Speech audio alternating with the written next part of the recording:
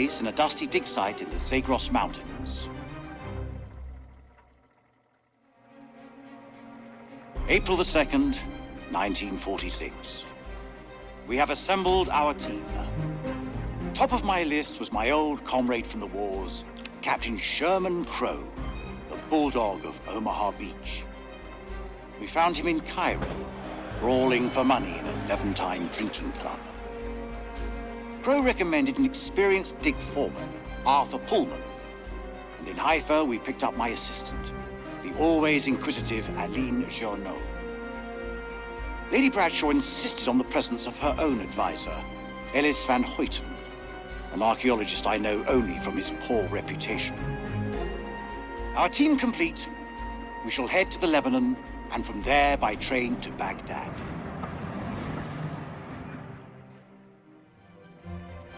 October the 20th. The catacombs beneath the temple are heaped with human bones. Aline has worked sacrificial digs in El Castillo, but even she hasn't seen death on this scale before.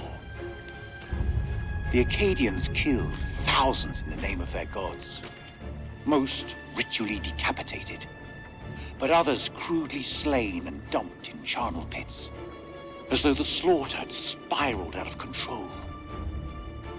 What plague or cataclysm demanded such a price? So much blood spilled. And for what? Whatever happened here millennia ago, it is a secret waiting to be discovered. Our work begins in earnest.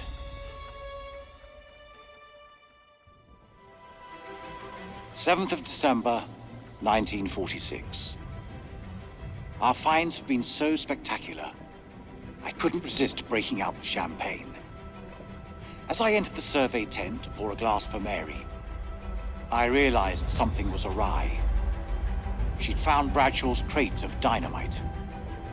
I tried to calm her, but she worked up a full head of steam, sounding off about the risks of using explosives at a dig site. Bring the roof down. She was right, of course.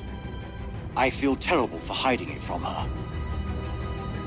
Just then, Crow arrived and picked up the dynamite. When Mary ordered him to put it down, he looked her boldly in the eye and said they'd found something below.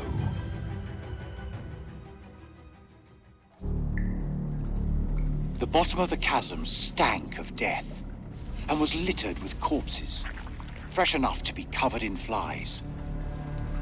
Crow thinks that local bandits must have tossed their victims down here after robbing them. I pity those hapless wanderers. The fear they must have felt as they tumbled to their doom. But this was not what he wanted to show us. An unearthly light pierced the rocks. When Mary asked us what it was, Bradshaw nodded to Crow, who broke open the dynamite. She said she intended to find out.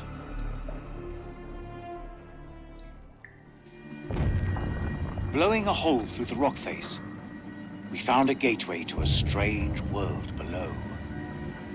A phosphorescence emanated from beneath, casting its eldritch light over us all. Lady Bradshaw was insistent that we descend further.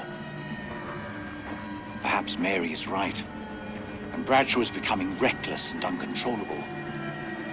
But I can't stop thinking about what's down there.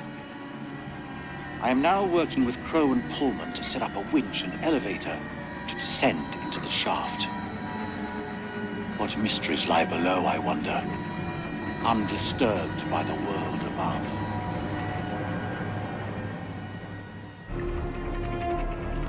December 13th. Crow, Bradshaw, and I descended in the elevator.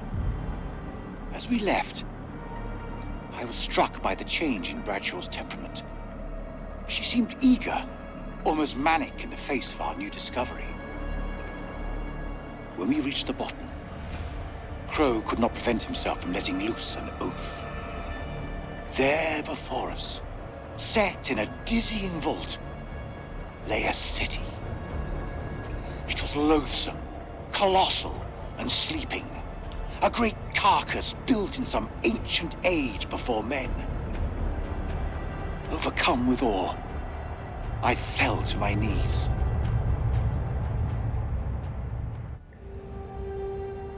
December 28th. God forgive us. For days we have studied this dead, silent realm and its entombed abominations.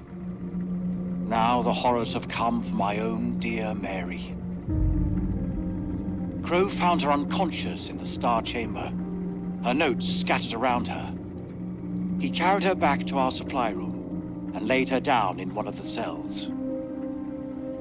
When Bradshaw learned what had happened, she was evasive about Mary's work down there. As I cleaned my wife's face, she spoke to me in a fever, sounding distressed and confused. I have resolved to keep a vigil over her. I pray her fever abates so we can escape this cursed place.